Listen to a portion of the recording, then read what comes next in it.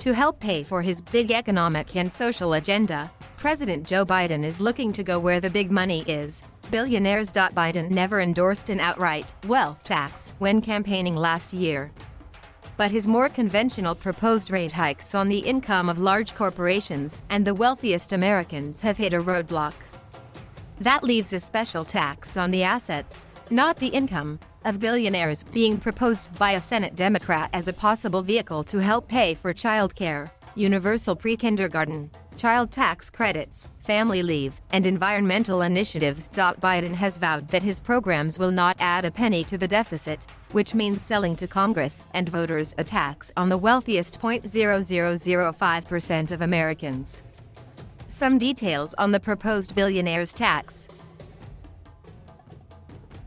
Essentially, billionaires earn the bulk of their money off their wealth. This might be from the stock market. It could include, once sold, beachfront mansions or the ownership of rare art and antiquities. A Triceratops skeleton. This new tax would apply solely to people with at least $1 billion in assets or $100 million in income for 3 straight years.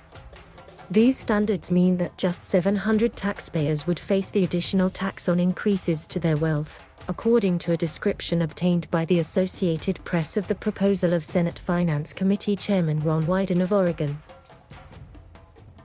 On tradable items such as stocks, billionaires would still pay a tax even if they held on to the asset. They would be taxed on any increases in value and take deductions on losses.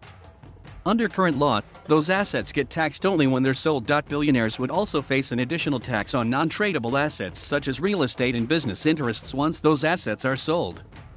During the first year of the proposed tax, the billionaires would also owe taxes on any built-in gains that predate the tax.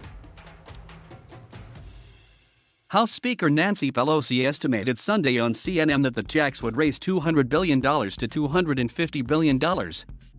This is a meaningful sum, but it's well shy of the nearly $2 trillion in proposed additional spending over 10 years being negotiated right now. This means that additional levies such as the global minimum tax and increased enforcement dollars for the IRS would still be needed to help close the gap. And the forecasts for revenue from the wealth tax are highly debatable. It's just impossible to implement, said Allison Schrager, a senior fellow at the conservative Manhattan Institute. There's a lot of evidence that these things don't work, and I've never heard an explanation of how this could be workable. The president would rather raise corporate tax rates and rates on wealthy individuals. That was his initial proposal, but he's got to appease West Virginia Senator Joe Manchin and Arizona Senator Kyrsten Sinema. Those are the two make-or-break Democratic votes in the evenly split Senate. Sinema objected to higher rates, which brought the wealth tax into play as an alternative. The idea gained steam after the publication of French economist Thomas Piketty's book Capital in the 21st Century. Massachusetts Senator Elizabeth Warren made a 2% wealth tax a trademark policy in the 2020 Democratic presidential primaries, and fellow candidate Bernie Sanders, the senator from Vermont, proposed his own wealth tax. Biden never jumped on that bandwagon. But he did make higher taxes on the wealthy a key promise, saying no one earning less than $400,000 would pay more. Seems that way doubt there is a legitimate debate about the optimal forms of taxation. Is it better for the economy for the wealthy to keep their assets invested in new businesses? Or is it better for some of their money to go to the government to help fund programs like childcare, universal pre-K, and shifts to renewable energy? What is clear is that the wealthy do have money to tax, should the government wish to do it. America's billionaires have seen their collected wealth surge 70% since the start of the pandemic to over $5 trillion, according to an analysis by the Pro-Wealth Tax Americans for Tax Fairness and the Institute for Policy Studies Program on Inequality.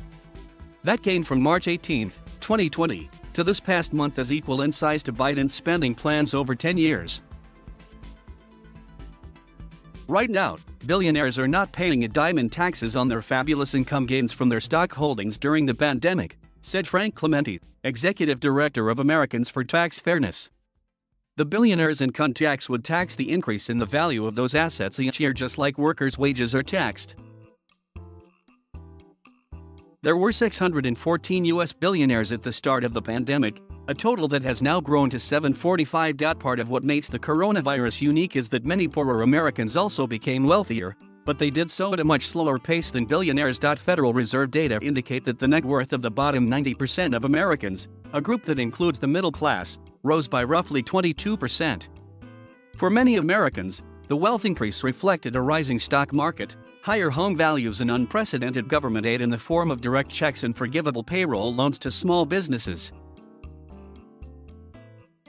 They've found ways before they can hire armadas of lawyers, accountants, and others to minimize their tax burdens. The news outlet ProPublica revealed various tax shelters with IRS data earlier this year, and the recent Pandora paper showed there is a global industry to shelter the assets of the politically powerful and extremely wealthy. The ProPublica investigation showed that Warren Buffett paid an average rate of 19%. Amazon founder Jeff Bezos paid 23%, while Tesla's Elon Musk was at roughly 30%.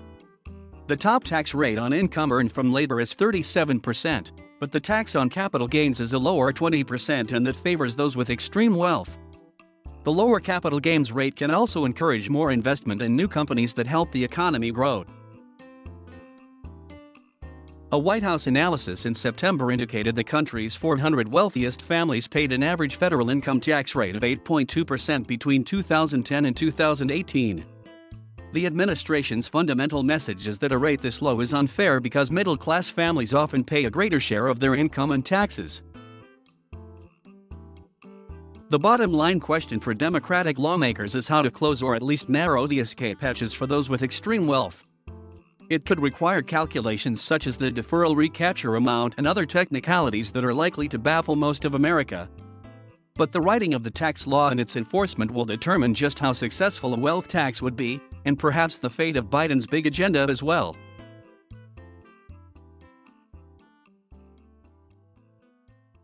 Thank you for watching. Please subscribe,